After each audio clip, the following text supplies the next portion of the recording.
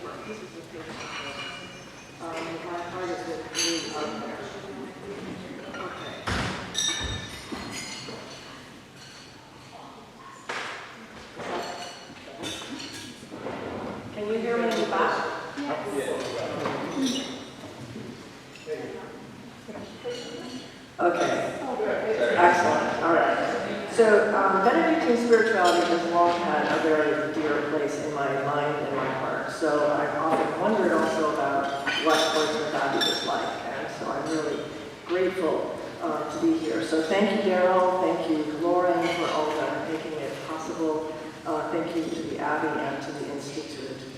Second, there's a handout with some of the quotes I'll be reading, because after dinner, sometimes quotes can put you to sleep. And I put the handout together because I'm aware that many of you are teachers. So these are things that might be obvious to you, but they're things you can take back to your students if you deem them useful. And I'm happy to share the handout in a digital format as well. So this is where we are going tonight, stories from the past and then lessons for today. And I'm going to begin with a story. Once upon a time, two friends, after college graduation, moved to this countryside region to start a monastic community. In a rustic dwelling on some family land, they began to draft a monastic rule, and they spent hours in manual labor, prayer, vigil, and discussion of scripture and patristic texts.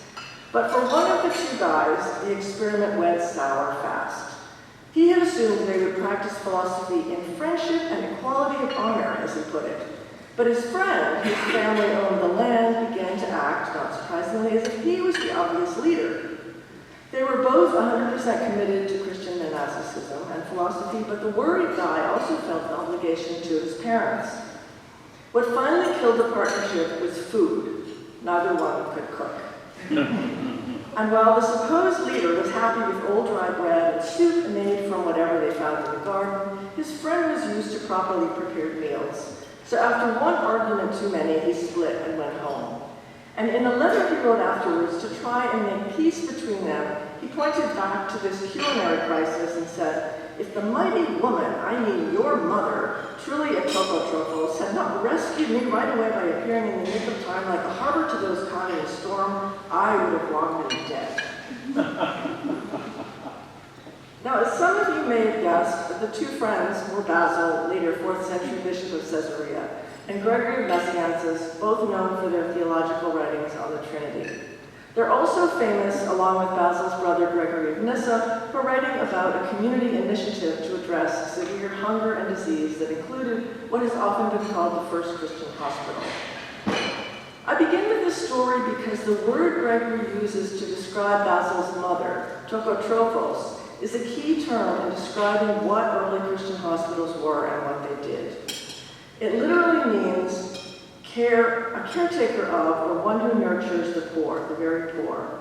When Basil became bishop a few years later, his episcopal complex included what he called a tokotropheon, literally a place to feed and care for the destitute poor, also called the Basileon or Basil's place.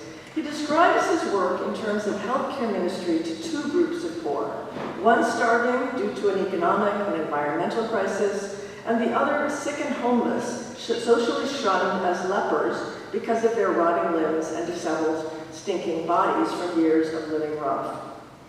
Early Christian healthcare facilities in late antiquity went by a number of different names. Tokotropheon was the most common in the 4th century, along with Xenodokeion, or Xenon, a classic Greek term that means a place to welcome and care for guests and strangers. And you've now seen all the Greek words I'm going to talk about here. Xenon actually is the word that becomes most common later after a hospital. About 20 years later, 20 years earlier, one of Basil's spiritual teachers, Eustathius of Sebaste, founded a Xenodokeion, which a later writer said was, quote, called a tokotropheon, for they make arrangements of this kind out of hospitality, and the leaders of the churches there lodge the cripple and infirm and supply their needs as best they can. I start with this emphasis on terms because it's really important to understand how very basic these places were. The early Christian poorhouse or guest house or hospice, whatever you call it, was very different from what we might think of today in institutionalized medicine. Their focus was on the poor. Physical needs could include illness, hunger, housing, or the pressure of debts. They might not even mention medicine. The needs do, though, obviously relate to an idea that is common to us in public health today, that is the social determinants of health. The idea that the material factors in our social context, like our housing, clothing, water, etc., can absolutely affect our health, for better or for worse. So Basil launched a place to address these needs. And here you see a 10th century painter's imagination of it, perhaps based on later Byzantine hospitals. You see Basil and Gregory washing, comforting, and feeding some people sitting down, likely the hungry poor. And in the little box on the right of this picture, it gives you the full page. The picture was on top, and below it is an illustration of a story in Luke 16 of the beggar Lazarus and the rich man in heaven and hell. A scriptural jab to remind the rich reader to care for sick beggars. Basil describes his project in a letter to the local governor, quoted here. He says, "Who do we wrong when we build hospices for strangers, for those who visit us while on a journey, for those who require some care because of sickness, and when we extend to them the necessary comforts, such as nurses, physicians, beasts for traveling, and attendants? And there must be occupations to go with these." So clearly he's talking about health care for all, both strangers and visiting friends. But we need to keep in mind that this facility would have had no running water, no indoor plumbing. It was probably sometimes quite crowded and likely violated a number of modern building codes. The image is part of a book of Gregory Nazianzus' sermons, including one called On the Love of the Poor. There he combines a vivid description of human need with a carefully argued theological ethic for healthcare and social justice. Gregory argues that the sick poor are entitled to help on the basis of God's even-handedness, whose gifts are equally upon all, the just and the unjust alike, upholding the dignity of our nature by the worthiness of his gifts. Gregory goes into a lot more detail on lepers in his funeral sermon for Basil, where he recalls the terrible and pitiable spectacle, living corpses, dead in most of their limbs, driven away from their cities and homes, public places, fountains. Of these, Basil set us an example by his own Christian spirit of approaching them and caring for their bodies, dressing of their wounds like the imitation of Christ, cleansing leprosy, not by word, but in deed, he who embraced lepers. Another reason I start with the focus on wording about the details is that there's been a tendency for some Christian healthcare writers to idealize these early Byzantine hospitals, as if we could neatly, copy-paste them into our modern models. So I always caution that as we read these texts, we keep in mind we're not looking at a photograph. We're not listening to a simple documentary. These letters and sermons were written to make a moral point to a particular audience. These preachers are writing as they were trained to write, to use rhetoric to manipulate their audience and response. We have no idea what their floor plan or their supply inventory looked like. The stories suggest that things were not easy and there were a lot of prayers going on. That said, we can certainly appreciate and value these writers for their richly nuanced ideals of theology and social action. Basil's brother Gregory of Nyssa is especially emotive in his two sermons on the same topic. And here you see some excerpts from his second sermon that reflect a few themes that I want to build on as we think about modern connections. He begins, "I hold before my eyes the dreadful vision of the return of the kingdom." So he's imagining the picture of the Last Judgment, the division of sheep and goats in Matthew 25, the corporal works of mercy. And envisioning this, Gregory says he feels mental anguish and that the image impresses such fear that it seems to be coming to life. How to elude this threat of judgment? Answer, by choosing the way alive and fresh in Scripture. I was hungry, I was thirsty, I was a stranger, naked, sick, a prisoner. And on the right, you see here the wonderful panel on visiting the sick from the Alkmaar altarpiece of the 7 works of mercy. Gregory then points directly, metaphorically, or perhaps physically, to the diseased body of the homeless lepers. And he says, the commandment is vital, especially now, with so many in need of basic essentials for survival, and many whose bodies are utterly spent from suffering sickness. But he doesn't just say, give them medicine and food. Rather, he too builds on a spiritual ethic of social justice based in both Jesus' parables and other biblical texts on what the poor are entitled to. And all of these are worth reading in full when you have time, and I've given you English translations that are available on the handout. Do not tear apart the unity of the Spirit, Gregory goes on. He says, don't consider as strangers those beings who partake of our nature. I'm talking, he says, about the priest and the Levite who passed by on the road without the least compassion for the unfortunate. So he's building on the story of the Good Samaritan, and then he adds, indeed, the man who had been attacked by brigands presented a spectacle similar to the sight of those caught in suffering in these days. And the rest of the sermon describes the crisis, the needy people out on the roads, everywhere they were looking. And he names out what was probably the elephant in the room, fear of contagion. Gregory himself, and neither did Nazianzus as well, did not believe that close contact with these lepers could transmit illness, but he knew that his congregation did, and that they were also thinking about how repulsive it was to even look at these sick bodies. So addressing such concerns, he argues for their value as human persons reflecting divine nature and entitled to dignity and equity in the sight of God. He argues a theological ethic of hands-on humanitarian aid that includes mercy, but it's also largely driven by what we might call God's preferential option for the poor, along with the reminder that our own health and well-being is equally fragile. This could be you, says Gregory. These texts follow on more than 300 years of active Christian care for the sick poor, back to the time and ministry of Jesus.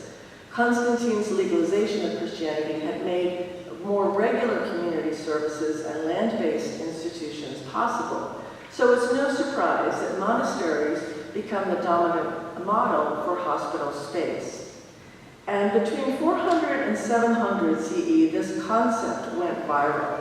These maps are from a Yale dissertation that looked at texts of nearly 300 hospitals, hospices, and shelters for the poor between the 4th and 7th centuries and what they said about themselves. You can see here the rapid rise and spread across the empire. And there was also this spread into the Eastern Islamic world that is not shown here. Before 500, hospitals were small, as far as we can tell. The Emperor Justinian, however, launched a building boom in charitable institutions across the empire, and especially in Constantinople. Justinian's laws name and link monasteries with various types of institutions for the needy: hospitals, places for abandoned babies, orphanages, old age homes, and more. Here you see an old age home and its saintly founder, St. Stephen, in a Menologian page painted for the Emperor Basil II in the 10th century. I think this is for an old age home with all those stairs. It's certainly not disability. These monastery hospital spaces could and also did double as prisons. From very early, and certainly with Justinian and into the Byzantine Empire for the next 600 years, we see a world where much religious health care is closely tied to public government funding and increased state and church control within these places. The most dramatic and often cited example is the hospital in the 12th century monastery of Christ Pantocrator in Constantinople. Founded in 1136 by the Emperor John II Komnenos, as thanks to God for the emperor's military victories. There's an excellent English translation of this monastery's Typicon, now available free online through Dumbarton Oaks, that has the emperor's vision for the monastery and its social services in great detail. It spells out exactly how the state-funded public hospital was supposed to run, including a nearby old age home and a leper sanatorium. Looking just at the hospital here, the emperor ordered that it should include 60 beds divided into 5 wards, 1 for women, 1 emergency bed in each ward, 2 physicians per ward who alternate service monthly. Also a female physician for the women's ward, and outpatient services with 4 doctors and 2 surgeons, a pharmacist, 3 druggists, 2 priests, a medical teacher, and it also spells out salaries for every single one of these roles and more. Detailing the support staff and supplies, for instance, bedpans, bathing, drain cleaners, laundry services, religious service for the living, undertakers for the dead, cooks and food allowances, etc., etc. The truth is, we don't know how many, if any, of these details were actually ever put into practice at this hospital. The Emperor John died 7 years later, and its continuity would have depended on his successors. We know that the monastery itself continued as a state institution until it became a mosque in the 15th century. But whether these administrative details were realized or not, it still remains a very important text as a political document on a medical vision within a religious context. It tells us what was at least theoretically possible if you had unlimited funds and local power in a particular historical moment and you really care about the poor. For those of you who would like more information on Byzantine medicine, a good place to start, I would say, is the work of Timothy Miller. He especially focuses on the Byzantine period, doctors, etc. These are 2 of his books, and he also did a really great podcast interview with classics historian Anthony Caldelas on Byzantium and Friends 2 years ago, I think. That is easy to find. It's a good sort of intro to his work. The Pantocrator Hospital is only one model among many. So this slide, which is on your handout, it's on table 1 on page 3 if you're following along, summarizes the variety of healthcare options we find across Christian texts from the ancient world. So essentially, hospitals could take place healthcare could take place in homes, in monasteries, in healing shrines, which I haven't said anything about, in infirmary spaces, in purpose-built hospitals. The funders included wealthy patrons, bishops, government leaders, donations. There was no health insurance. This institutional care was free because, remember, the focus here was on the poor who could not afford it. The personnel included volunteers, slaves, ascetic laypersons, monks and nuns. Recovered patients often are seen doing this work. There's occasional paid or consulting physicians. Martyred saints are very much present, and also there's shrine personnel. Medicine covers the full range. I mean, the last thing I mentioned is Galenic Hippocratic medicine, which happened, but there was also, medicine was seen as food, water, oils, herbal remedies, sermons was a medicine, dream therapy. There's a couple of texts where essentially the saints have theological debates with the patients, music, exercise, liturgy, amulets, incantation prayers. I mean, it goes on and on. Surgery does take place occasionally, as you can imagine, and not a lot. There's no anesthesia. We hear about hernia surgery. Also, we know they practice cauterization and bloodletting. And there is women's health care, as you saw in the Pantocrator. There's a ward for women. Rabula was the bishop of Edessa. We have a hospital that he founded, information about a hospital he founded that included women. John the Almsgiver opens a maternity ward for poor women, and he actually pays them to come to have their children. Musio is the name of an author of a Gynecea, which is a handbook for community midwives in the Latin West, and Hildegard Bingen's monastery. So there's lots of examples. And in terms of medical education, it also varied. Between the 5th and the 8th centuries, you went to Alexandria if you could afford the best in medical studies. The curriculum was almost entirely based on Galen. On the left here, you see the reading list, and on the right, you see a glimpse of what the schools and the classrooms that have been excavated from this area of late antique Alexandria look like. Or you might have, as was most common, some learning on the job, as we see here in this letter of a monk Dorotheus of Gaza in the 6th century. Writing to his spiritual superior, Dorotheus asks, "Since you found me capable of service in the hospital, tell me, should I read medical books and practice them, or would this make me too proud? I could content myself with what I already know, healing by oil, fire, ointment, and other such things as are used by those who don't read medical books." He actually is very educated, but he's trying to be a monk. So his superior replies, "It's beneficial to dwell on medical matters. So when you read these books and ask others about them, don't forget that without God there can be no healing. Regard the practice of medicine in the same manner as the brother's manual labor." Now this was a world where getting your hands dirty was a lower class thing to do, so it's good for monastic humility. Some physicians were slaves, some were elites, educated and wealthy like Galen, and many more worked like traveling salesmen with maybe a booth in the local marketplace. This advice to use ordinary medicine, but ultimately trust in God, is everywhere in these texts. It's in Basil's Longer Rules, and you see it here in Cassiodorus' Institutes, where he says, "Learn the properties of herbs and study the mixture of drugs carefully, but don't put your hope in medicine. Don't seek help in human counsels, for the Lord is the one who invented medicine, but he's the one who grants life and cures the sick."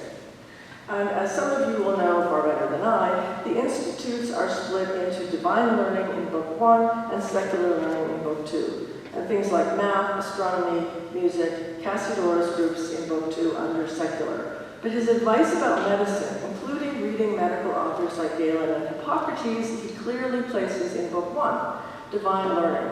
So this is a hint that medicine, he's viewing it as a sacred science, thus my title. Hippocrates and Galen, of course, were not Christians. They worshipped Asclepius and the Greek pantheon. But they became legendary to the point that you see them here posed in dialogue in the 13th century cathedral crypt.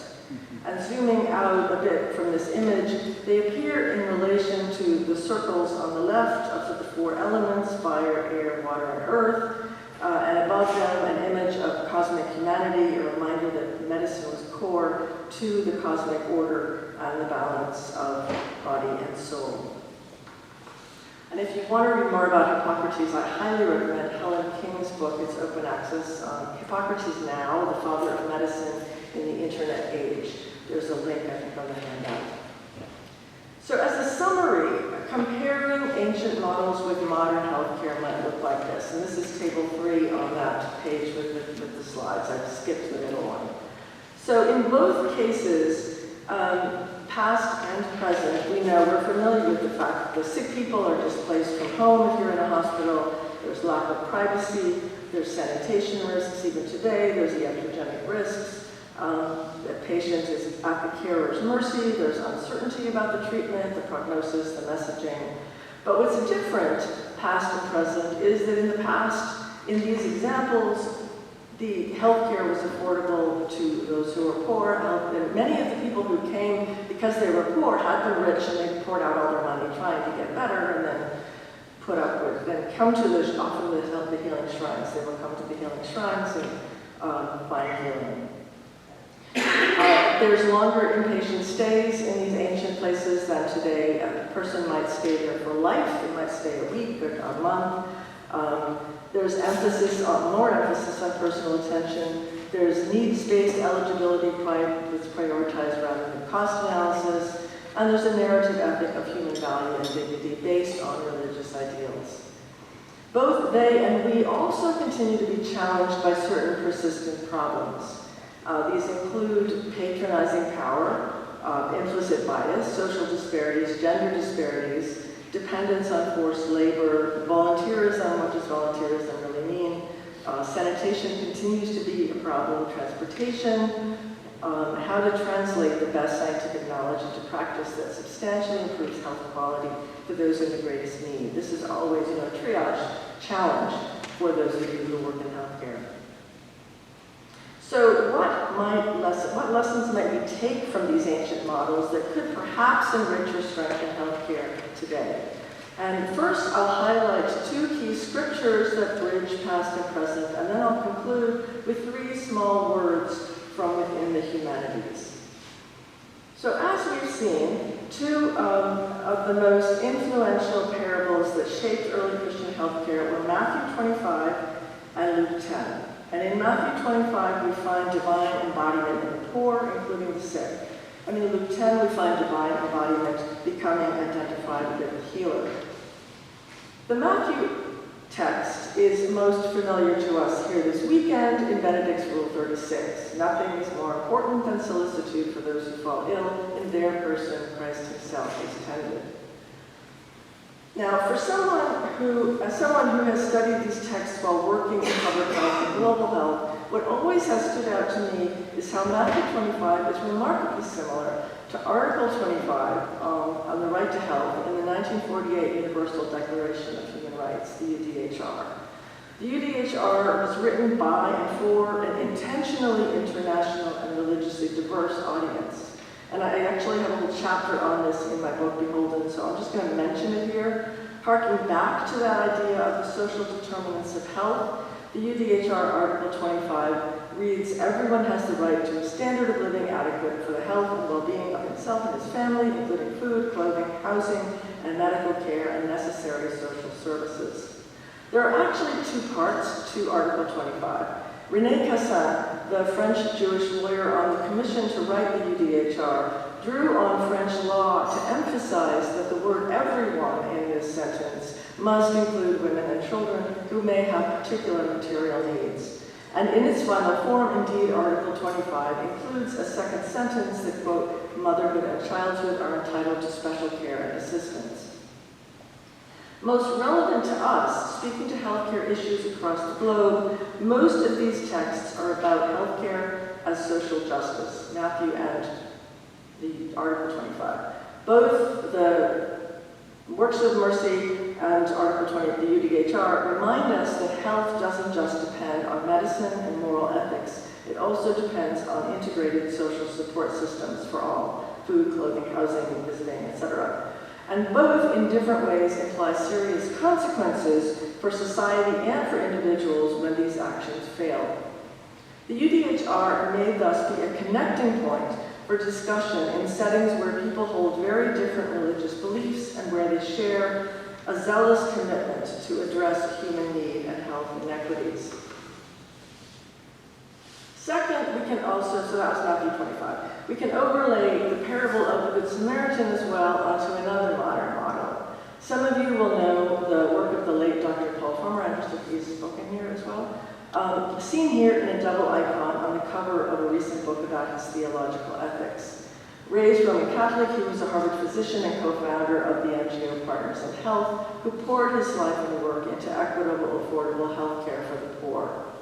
Father Cristobal, the Dominican monk who created this image and knew Farmer well, here describes the Good Samaritan story in terms of divine incarnation as it relates to this healer. Here we see, he says, a typological allegory of the incarnation. In this version, the traveler is Adam, who embodies our human nature. The Samaritan is Christ, the divine physician, who, moved to visceral compassion, assumes the frailty of our human nature to heal us with the ointment of his divine nature. Here we see Paul, enlightened and healed by Christ, the divine human outsider, who restores in him the divine likeness. Paul's response is to go and do likewise, so he becomes a sacramental sign of the divine therapy of the Incarnation. Reflecting on Farmer's deep connection with this parable, Jenny Weiss-Block, a Dominican laywoman who was his spiritual director, relates it to Jürgen Moltmann's theology of hope, and I've made some water.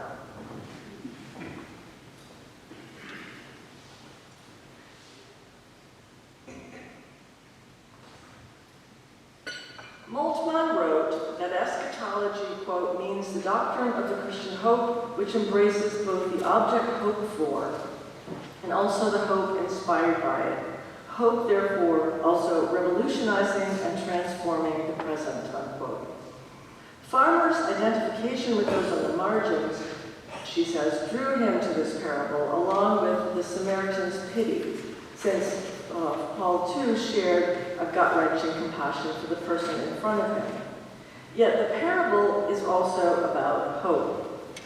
Hope for the sick person in the story, hope for the innkeeper who is now unable to provide optimal care, and hope for the reader, invited to go and do likewise. A hope in full view of the cross, with indeed its potential, as Moltmann put it, to revolutionize and transform the present.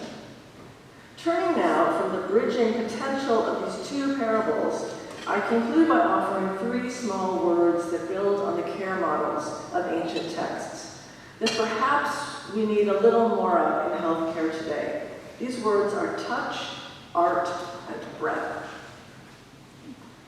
By touch, I mean the practice and attention of substantially meaningful human connections, hands-on personalized care.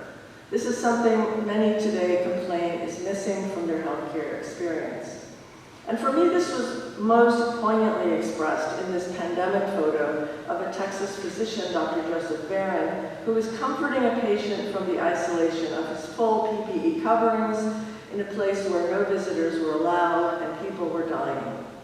This picture reminds us that, as one doctor put it that year, humanity is a casualty of this pandemic. Indeed, depersonalized and fragmented care continues to be a problem and a risk to healthcare effectiveness post-pandemic. Touch in these images is very literal, but this idea can take many other forms. Perhaps time to listen, more clinical intersections, accompaniment, being a witness to those whose suffering is lost at the edges, or maybe services to connect home care after a person is discharged from inpatient. And I suspect many of you would have many more examples that you've seen work well that need to become more a part of healthcare today. Second, art. We hear a lot about the art of medicine or the healing arts. Galen argued that healers worthy of Hippocrates must know all the parts of philosophy, the logical, the physical, and the ethical, in order to avoid making mistakes. The ancient art of healing was fundamentally about philosophical virtues and observation-based evidence that understood healing as a public good practiced with equity rather than for personal gain. The Greek word for art here is techne, as in our word technology, but for late antiquity, techne meant art or skill or craft or cunning of hand. Galen divides these arts into what he calls the high arts, those associated with reason, and the less respected arts that focus more on manual labor. High arts include medicine, which was of course number one for Galen, as well as things like rhetoric, music, geometry, math, astronomy, grammar, and law. Sculpture and drawing are also, he says, high arts, even though they take a lot of physical work. Now, this may seem a long way from modern STEM and bioscience, but maybe there's value in pushing for more of these arts in healthcare today. Elaine Scarry, who's author of a classic book on pain, said, quote, "Beauty assists us in getting to justice. If healthcare depends on social determinants like housing, food, clothing, and so forth, then maybe beauty and harmony of the arts can help integrate healing with more of what it means to be fully human." We all know how visual arts can evoke nonverbal perceptions and responses that sometimes can be very therapeutic. In fact, there is evidence-based data that mindful observation of nonverbal art may in fact improve healers' clinical skills. There have been a number of partnerships between medical, dental, or nursing schools and nearby art museums to develop elective courses that apply visual thinking skills or guided close observation and critical analysis of art. Harvard has done it, Brown, Yale, Boston University, Rush Medical Center in Chicago, Indiana University are the ones that I have references to, but I'm sure there's others. They've offered these programs, maybe some of you have been part of some of these experiences. Creating monumental art is also used by community voices that communities voicing situational or cross-generational trauma. So this is another practice of art. This image, for instance, that you see here, a nonverbal art, it's a huge 20th century altarpiece, the Kaskama altarpiece. It was hand embroidered by 130 women in South Africa to express the effects of HIV on their communities. And the people here are actual people that were known in the community. It's modeled explicitly, its creation was modeled explicitly after the 17th century Eisenheim altarpiece, so it also has the same layers and as that does, if you're familiar with that was created for a monastic hospital for victims of St. Anthony's fire. So these are some examples. And art, of course, I've used visual art here, but art we know can also mean written literature, such as the use of storytelling, such as narrative medicine. So that's art. Third, and finally, air, by which I mean breath, sound, and speech. The pandemic forced us to think about airspace contagion, but healing too can be atmospheric or environmental. Christian healers understood that spoken sounds, remember those sermons, arguments, that could also impact health. The ancients believed that certain tones triggered harmony or dissonance with the planets or the stars. They sometimes use sermons, as I said, or chanting as therapy, which brings us to the most obvious example here, music. The medical historian Peregrine Burden wrote that, quote, "We will be better placed to understand the medicalization of Byzantine hospitals when we've understood the significance of, for medical history, of the psalm." That's, in some ways, that's it's a very strange sentence. And I will point you to the article to read more. But in fact, Basil makes a direct analogy between Psalms, melody, and medicinal treatment in this quote from his first homily on Psalm 1. He says, "All scripture is useful, that we, as if in a general hospital for souls, may select the remedy for each person's condition. The book of Psalms, the common treasury of good doctrine, cures completely and brings speedy improvement. We also use melody, mingled with the doctrines, just as wise physicians who give bitter drugs smear the cup with honey." Now, the sick and the staff in the ancient hospitals were not watching TV Fox News. They weren't listening to coding beepers. But they were sometimes in close touch with particular types of music. Caesarius of Arles, for instance, had a very great concern for the sick, and it says he granted them a spacious house in which they could listen undisturbed to the Holy Office being sung in the Basilica. He set up beds and beddings, provided for expenses, and supplied a person to take care of them and heal them. So in conclusion, art, music, or preaching should never replace good, evidence-based medical services. Bottom line. I offer these reflections as rather a few small comments on Christian history that might add value to modern health efforts. My hope is that these ideas may encourage us in our care for healing the well-being of our local and our global neighbors and our discussion this weekend. Thank you.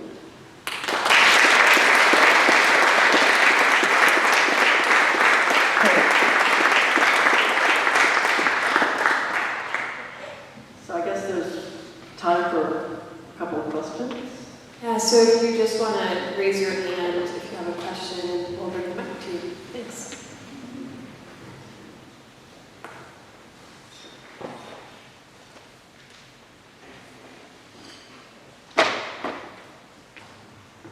Thanks for a great talk.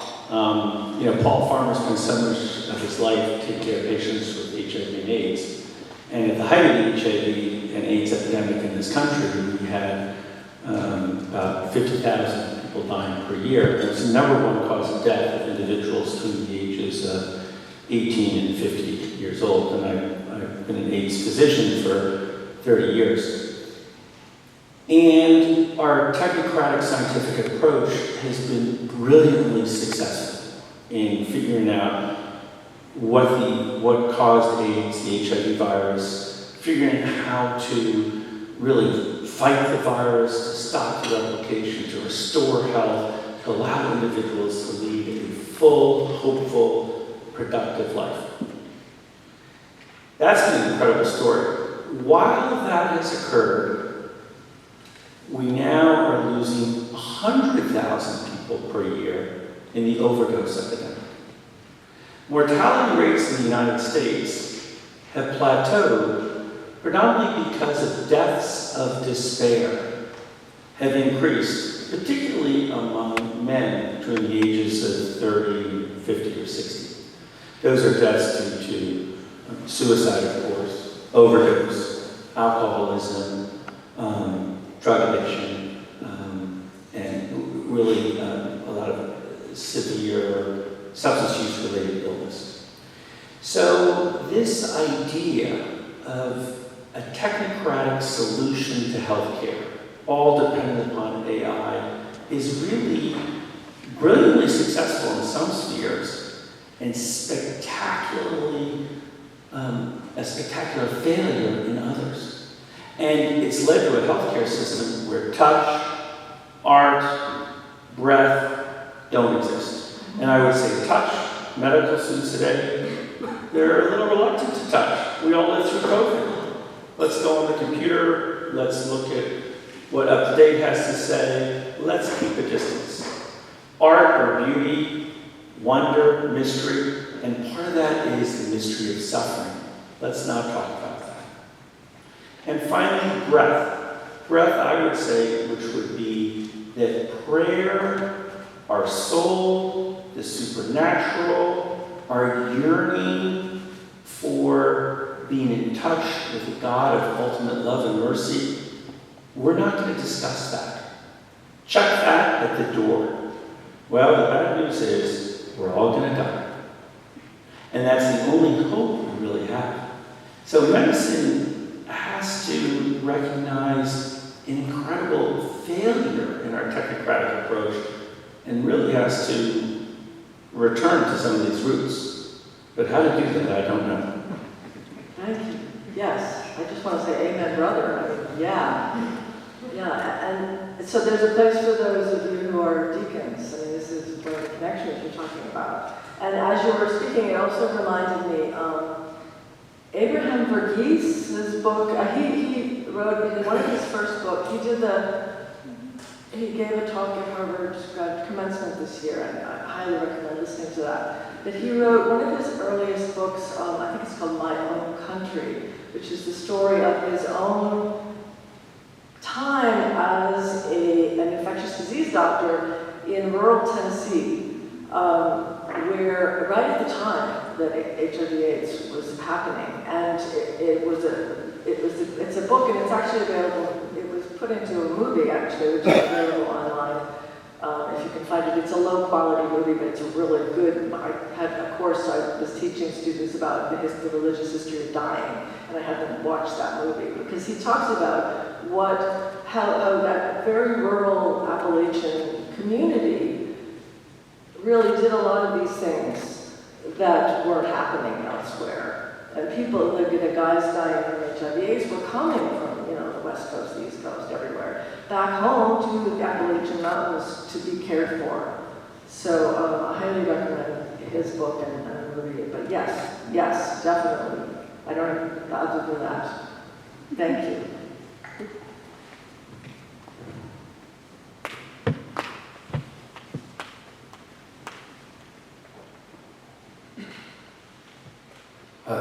It's going to be a quick question. What was the name of the book? Abraham Verghese's book? Abraham? My Own Country, I think. His last name is Verghese. It's It's really good. It made me go back and reread it. It's very readable. You can read it anywhere. And I'm happy, my email is on the handout. If you have questions, feel free to shoot me an email as well. Thank you.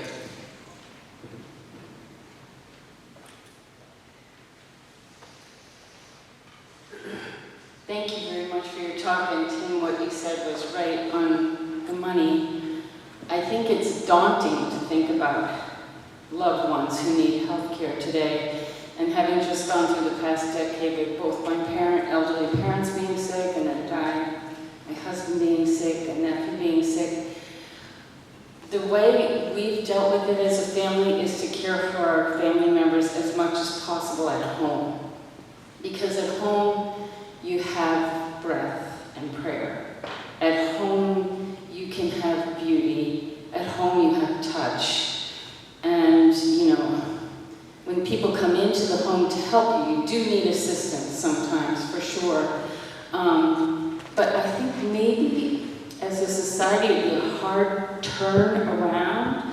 But I think people need to be cared by their loved ones, and that caregivers with knowledge have to give them the assistance to do a lot of the care. And maybe even as a society, we need to figure out how to help people financially to do that. Because, again, having gone through requiring care for loved ones, it's very expensive. Even paying people under the table a very modest amount of money. None of your health insurance covers any of that. So I think you're right on target of what's needed to lovingly, spiritually care for, heal, and also midwife people to death in a gentle way. But it probably needs more to be home and less in a facility. Thank you. Yes, this is, we think of American medicine as being excellent, and yet it's really excellent in the hospital, but that gap between the hospital and the home is huge, and that is the biggest problem. People are discharged and they don't know what to do. They don't know how to take care of themselves. They don't know who's going to take care of them. And leaning then on the family, I agree that that's an ideal, that's something we've seen in history, but that's often family members often don't have those gifts. It's absolutely true. I mean, I'm an old nurse from way back, so I can do some things that other people can't. But that's where I think healthcare providers need to turn some of their energy. Yes, I totally agree with you. There needs to be, because I think the answer is in community. However you define community, but it certainly has to be an organized, including fiscal support, because insurance is a big issue in this country. Yeah, thank you.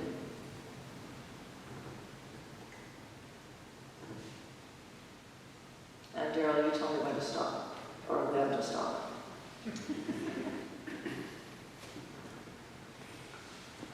I worked with Paul Farmer for a time in the Central Highlands of Haiti in terms of, doing what one can in very primitive circumstances. In this country, we have this idea of technological medicine, and technological medicine is supposed to fix everything, and everything is invisible, and our society doesn't seem to come to grips with that. As somebody said, maybe you said, we're all going to die. And this helping people come to grips with their mortality, whether it's in the long term or the short term, I think is where, it's one of the areas in which medicine is deficient in this country. That it doesn't want to let people think that they're going to, until 10 minutes before they're going to die, and then they say you're going to die, and come to deal with it. know what the fix for that is. Yeah, because doctors don't like to say they can't answer the problem. So this is always an issue. But yeah, yes, it comes back to, I was thinking of wonderful things as you were speaking, now I've forgotten what I was going to say.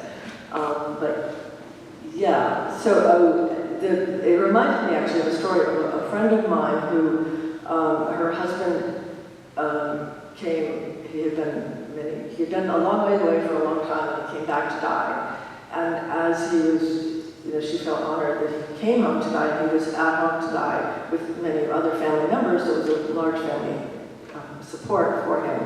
But he was in a hospice care at home. But at that last moment, when she was so involved in wanting to make sure he was okay, that she was looking at the technological instruments that were involved in how his breathing was doing, rather than the fact that he was about to die. I mean, she was simply a person who cared about him. So even, to get past that moment, and she said it was really, afterwards she realized that he had died in a quiet moment, that she actually went out to make a pot of tea. The connection between, certainly we don't want to reject technology. It has so much to offer us, but it's not a substitute. It has to be a tool rather than a controlling factor. Thank you. One more. Well, thank you. Yeah, I agree with everything everybody said right here. And as you were speaking over there, it really touched me because I'm also involved with people in my own family. But what is the fundamental problem? I think there are several things that come into play, but I think again, the number one problem in the country that I always return to is the problem of the disintegrating family in this country. And I think it comes into play with what you were saying, because in the future, now that we have 40% of children in this country being born to unwed mothers, and many of them remain in single-parent families throughout their lives. They move from family to family. They don't establish the relationships that you're depending on. I think it even has to do with what you were talking about, because within the families where we learn to touch, we learn prayer, we learn so many things. We even learn how to, take care of our baby brothers and sisters and change their diapers and things like that, right? And so, I think, as far as what we can do about it, of course, we don't none of us have the answers, except the one thing I think we can do is, particularly like we're at this Abbey with this great school, this wonderful school, and encourage our kids to think about family earlier, to think about forming families, emphasize the importance of that as opposed to just the academic success that people from here are going to have, certainly. And even to start families sooner. I heard a wonderful quote fairly recently about, people now we're trained almost to think of marriage as the capstone to a career. It's after you get to be vice president, or after you get to be that position. Not when you're starting a profession, because you want to build up. And this person said, we need to start speaking of marriage as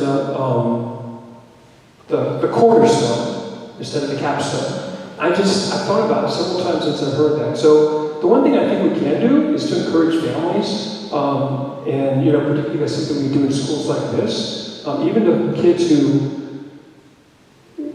don't come from great families. There's another, his name's escaping me right now, but there's a wonderful gentleman who's done these wonderful success with charter schools, and he works with homeless kids all the time. He tells them, it's not the family you're from, it's the family you form, is what he says. And so, we need to encourage that. I think that's the one thing I would offer. Thank you. Yeah, families, obviously our family is vital. And I would just point you back to the UDHR Article 25, actually that last sentence about women and children are worthy of special care sometimes. They were very intentional about that being, women and children are worthy of special care regardless of their marital status. that's part of that particular article. So I think that's a really important thing. And also, families are the source of the doctors of tomorrow as well, and the nurses of tomorrow as well. So that's where you would, maybe you train your children to be wonderful health providers, if that's their gift, whatever their gifts are. But connecting, learning to connect with the touch and art and breath. There was one more question I want to be able to answer. Yes, you.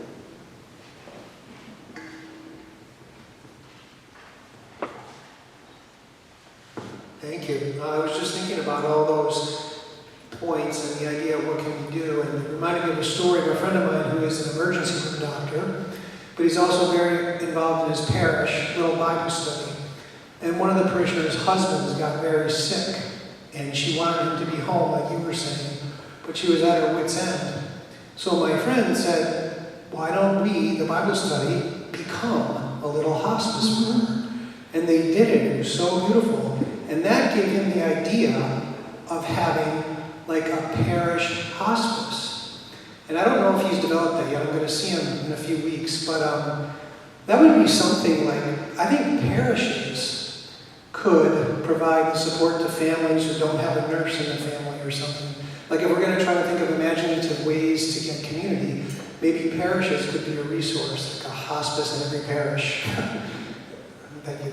Thank you. I think that's a really great point. And in hospices, my nephew is a hospice chaplain, and I just know the potential. There's so much potential within the hospice movement for many of these ideas. So go for it, everyone. Thank you.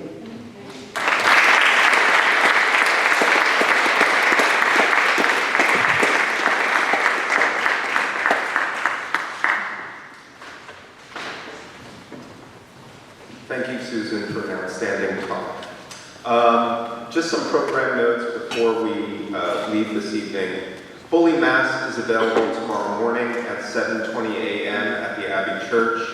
Continental breakfast begins at 7:30 in this room, leading to our first morning panel presentation at 8:30 in this room. But please join us for some evening hospitality on the Science Building patio right out here. Thank you very much, everyone. Thank you.